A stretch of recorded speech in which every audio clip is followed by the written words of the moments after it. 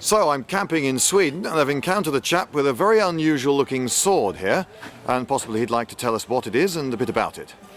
This here is a so-called Federschwerter, or a fencing sword, dating from the Renaissance, made after an original, actually 3 of them, situated in the Museum of Basel I think it is, in Switzerland. This model was very typical in the southern Germany, and it was actually used for training.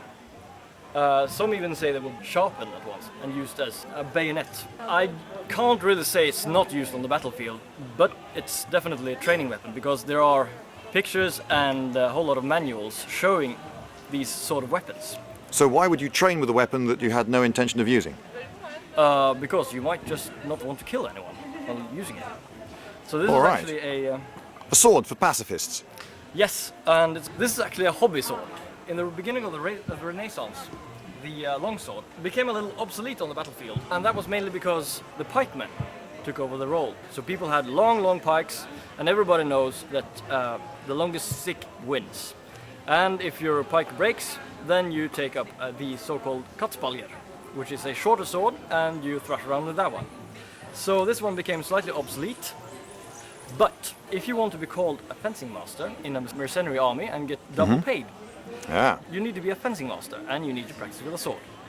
And this, if you had the time and money, you can actually go to a fencing master and ask him if he'd like to educate you. Therefore, in the southern German cities, you had actually training halls where people from the middle class, or like artisans, could come in their free time and fence. And they had these sort of weapons. So it's a hobby sword, Yes. and it's also a way of getting your certificate for extra pay should you ever become a mercenary later. Yes. So why does it have this strange shape here at the base of the blade? Well, it's actually extra protection. If I were to have my blade going that way, Yes? then the chance is I just might cut my knuckle. Yes? However, I won't cut my Right. knuckle. Furthermore, this also works a bit like a ski jumping hill. I've tried this. If you use it right, you'll send the blade off far away by just flexing the blade. Okay, so for someone who's going to be practicing with a sword a lot, day in, day out, and doesn't particularly want his knuckles scuffed, because Yes. otherwise that might interfere with his barrel making or hatting, then he might want this little extra guard that keeps Yes, the the sword hilt. away from his fingers and protects him from nicks. And the expense then is at a lighter blade, but he doesn't need a heavy blade because he's not actually planning on slicing anyone in two. Actually, they were actually just as heavy as this. This is slightly lighter than the original ones. They used to weigh somewhere between 2.5 and 3 pounds, and this one is. So the weight of the blade was made up with greater thickness in this center section.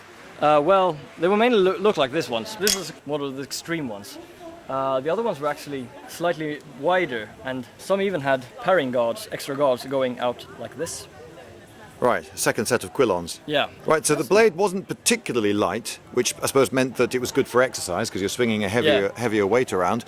And it was also, I suppose, designed to take a constant pounding because, again, in a practice hall, you're going to be parrying again and again and again hundreds of times, and you don't want to have to keep replacing your practice sword. Absolutely, and of course, even though there was always a blacksmith or a swordsmith ready nearby, he charged a lot. Okay, so it's a practice sword from the Renaissance period, and what's it called? Nobody really knows, but someone nowadays we call it a Federschwerter. That's after the fencing guild in Prague. They were called the Federschwerter, after their patron saint, Right. Saint Vitus, who in German is called Fate.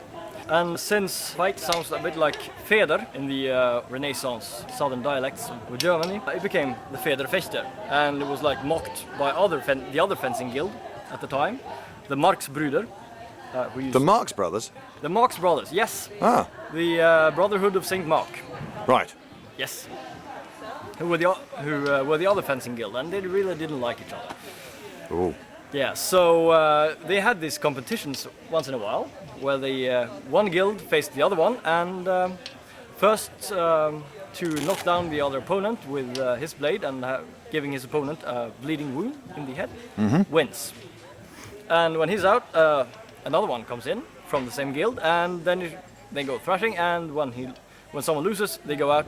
So they do that until everyone's lost. everyone lost Hours of understanding. fun. Hours of fun, and not only did people fence with swords, they did also fence with pikes, quarterstaffs, cutlasses, the so-called tusk in English. Yes, Well, it's a bit like a falchion, or yeah, it's a falchion. Yeah.